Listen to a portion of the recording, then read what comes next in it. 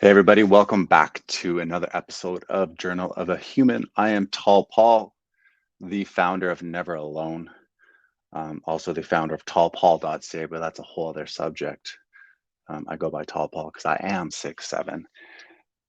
Today, we're going to be talking about how to grow your mental health. Mental health is just like physical health. Your mental health is just like eating health. I don't like saying diet because it's got a negative connotation towards it, but eating properly. Mental health is growing like your business health. Mental health is growing your personal health. There's everything. Mental health is involved in everything.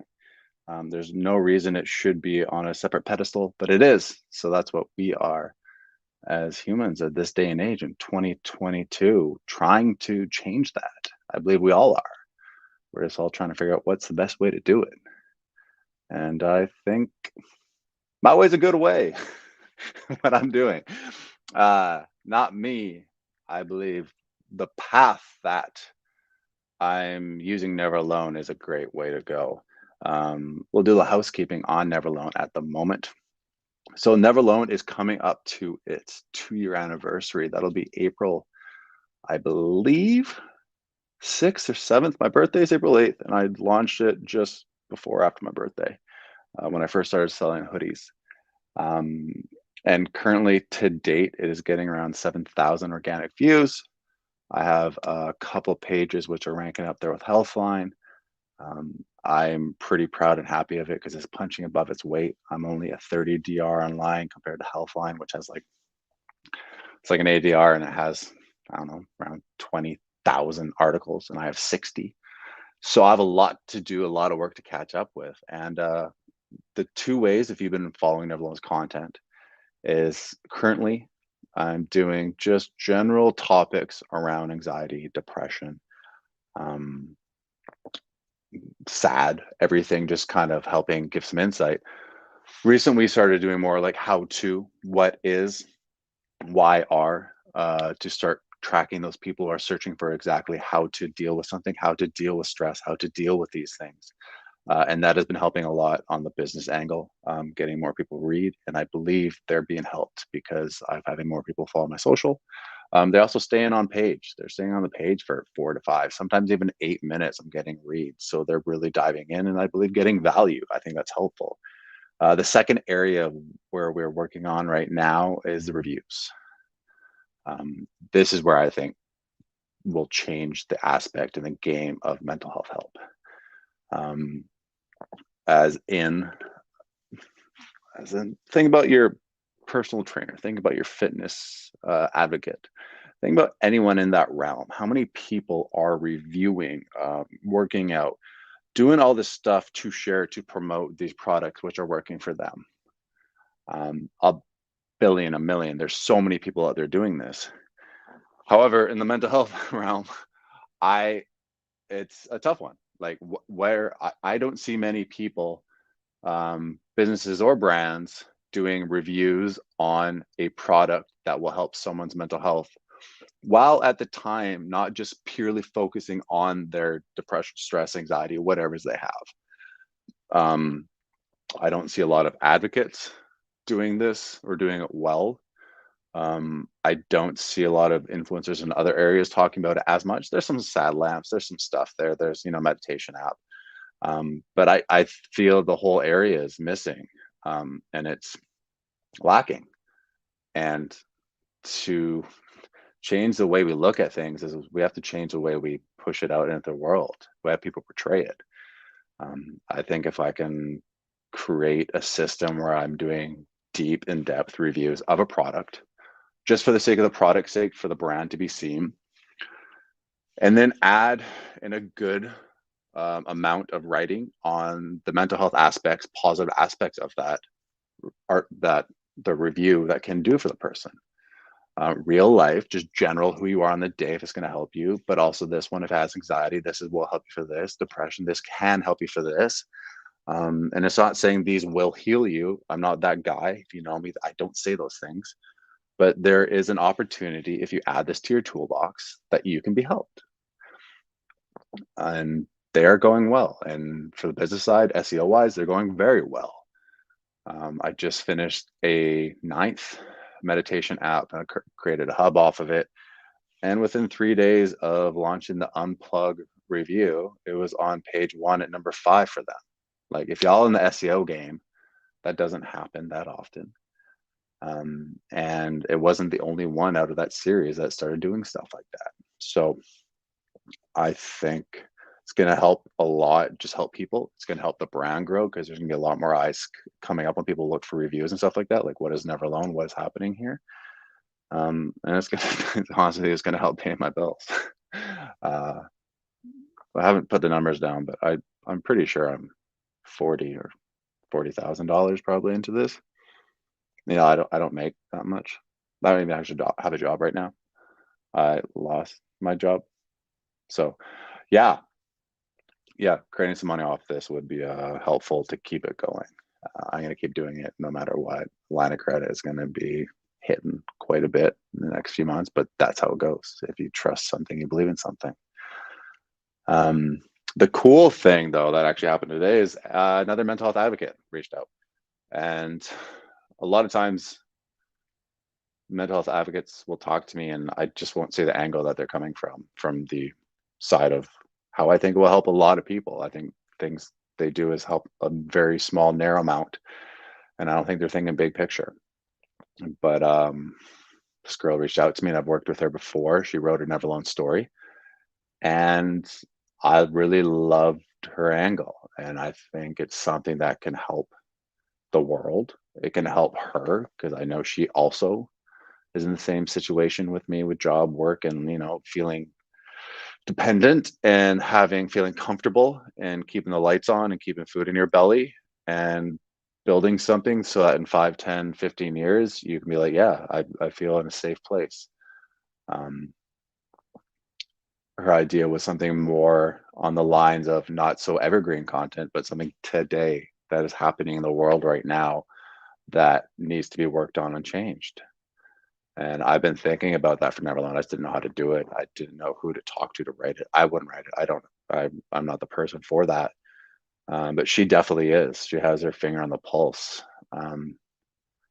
And just with that conversation, I think it was 45 minutes ago, my brain's going, and I think we have a third angle where we can hit on content for Neverlone that will be more in the now, today, in helping people at the moment, and not just helping people, but helping people think differently in the world, radically changing things. Yeah, I'm really excited. I hope this works. If it doesn't, I'm going to find someone else to hopefully work for. I have some ideas for this. I have to make sure they work on site. And once again, working through developer, that's going to cost some money. So it's worth it. The way things are going is worth it. I need to drive this traffic up to 10,000 in the next 2 months or so. And then it really needs to go up to 20, 40, 50,000. But that is a little housekeeping on what is happening with Neverlone. With me, as you can tell, if you're watching on video, I need a haircut and beard cut, but that's another story. All right, how to grow your mental health. We need to change the word for it, mental health. Like, no one says how to grow your fitness. No one says how to grow your physique. It's just fitness. So is this just mental health or is this just health? I think that's a conversation that needs to be had at some point. The new word we call this area of life that we all deal with, that we're all talking about more now due to COVID and everything going on. But growing it is just like growing anything else.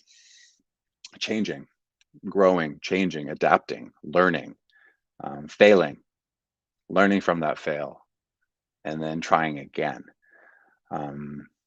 As you would, I always say it, I use it a lot, but they're so connected, is the physical health change. Say you're starting off a new year routine and you're hopping into the gym when you could and you had a trainer, or you didn't have a trainer, but you showed up day one and you didn't know what you were doing at the gym.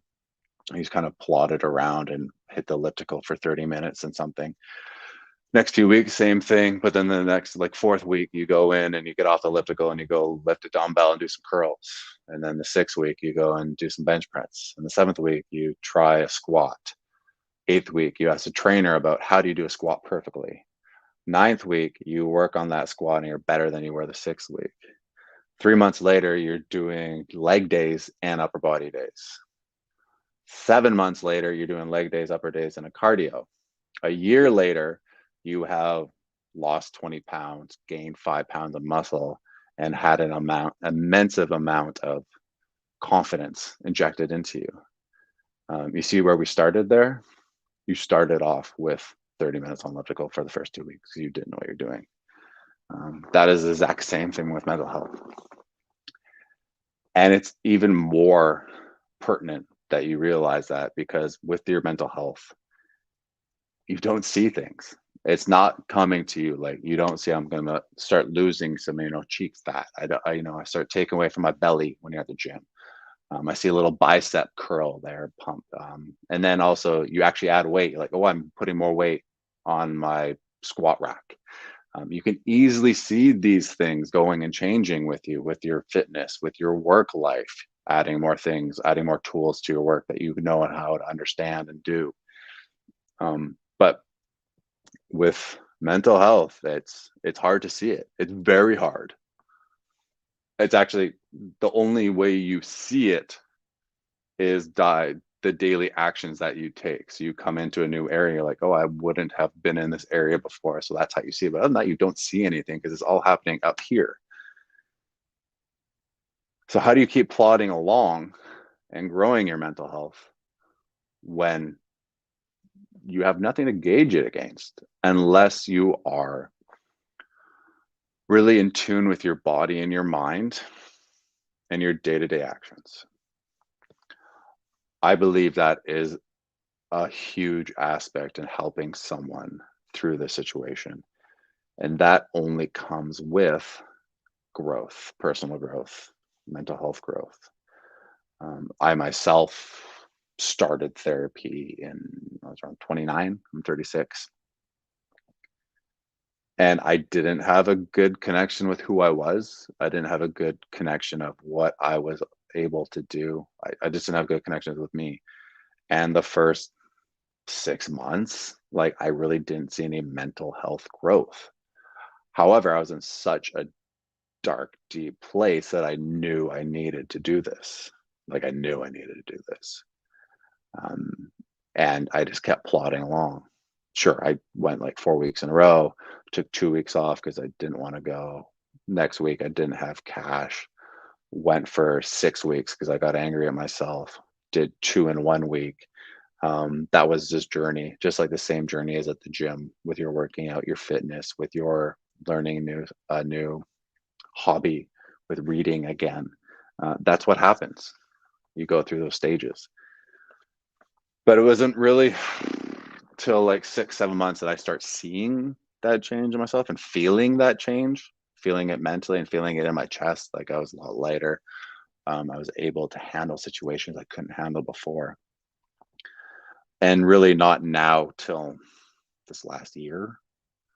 So like 5 years later, I am much better understanding who I am, what I am dealing with, why something might be happening in my life today that has made me feel this way, or made me have a bad sleep, or maybe had a good sleep. And this, I want to duplicate that. That is where the real growth happens. And it takes time to get there. But it's so worth the journey. So to find your way there, there's many ways to do it. Everyone's different. What I like to talk to people about and find out, and if they try to ask me, how can I find my way to better mental health growth? It is to first find something you are good at. Find something that you do have a game plan for, and you have a blueprint of success at. Anything. It doesn't matter what it is. Like, it could be your life. You could be extremely wealthy and rich. You could be very wealthy and happy with your soul. You could have a lot of friends and know how to make new friends. Learn how to you read a lot. Before, you didn't read a lot, and you learned how to read more because through putting dedication, setting up a routine, going through like that. If you are good at working out, you could use that. That's what I used for my own mental health. I based everything off of my physical health. As in my physical health, I had when I played sports, when I played a little bit professionally, um, I learned how to work hard and work long hours, like 6 hours at the baseball diamond. Secondly, when I did a bodybuilding competition, I learned that even though I was working out hard for those 60 minutes a day, what really mattered was how I treated my body for the whole rest of the day. That was the actual time where I started seeing changes in my body, as in what I ate, how much water I drank, how much sleep I allowed myself to get. And those things, you break those down, it goes what you ate, the food you didn't eat. I didn't have that sugar thing when I wanted to. I didn't do this. I didn't do that. I didn't make that excuse. The water thing is I didn't go drinking. I didn't drink booze. I didn't drink sugary stuff. I didn't do all those things that I wanted for like a little pick me up. I took out and I focused on things that were positive for what I wanted to get. And I had like 4 months of that. And I was dedicated as hell. And I was really proud of myself after. I still am. That has kind of set me on this path. But I use that time.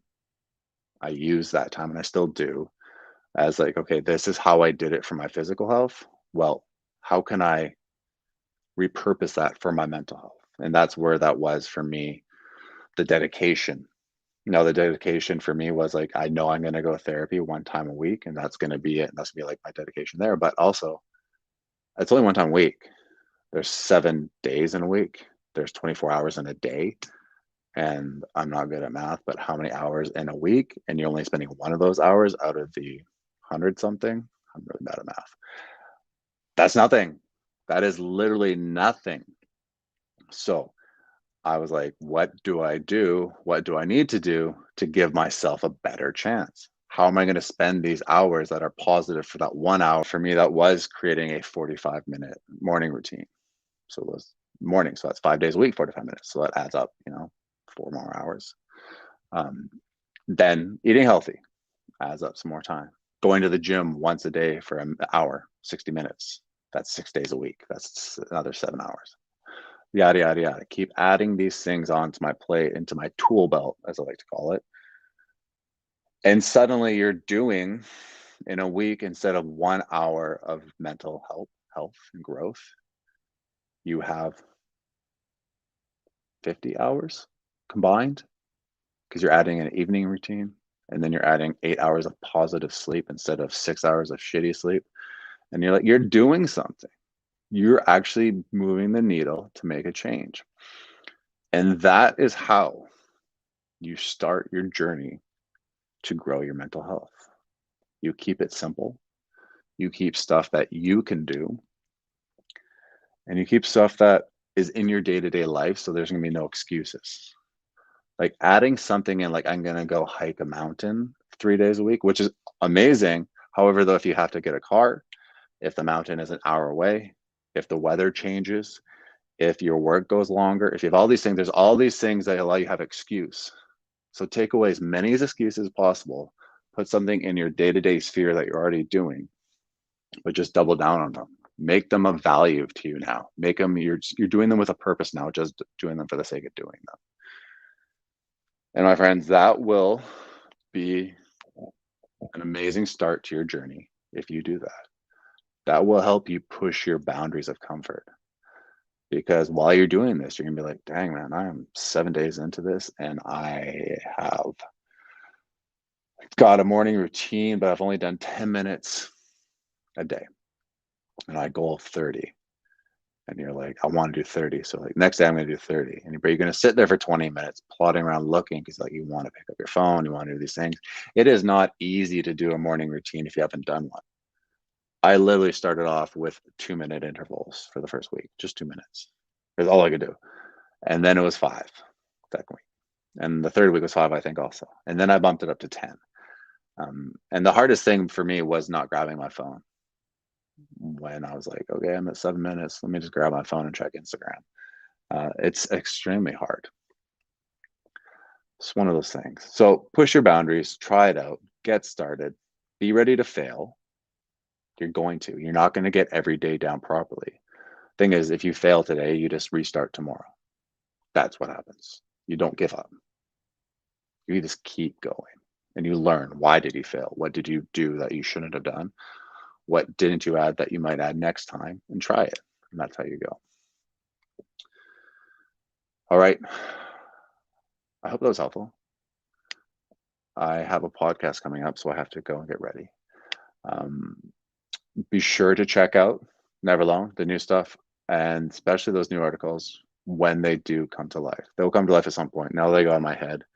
If the advocate that I talk to isn't the right person to do it for some reason, I'm going to find someone else, because I know that is where these things need to go, and that's going to move the needle for me with Never Alone and my goals with this for long term. Love you. It's Tall Paul. Come say hi to me at Hi Tall Paul on Instagram and on Twitter. If you're already on Twitter, you're watching me right now. Probably. Loved you guys. I will talk to you tomorrow. Same time.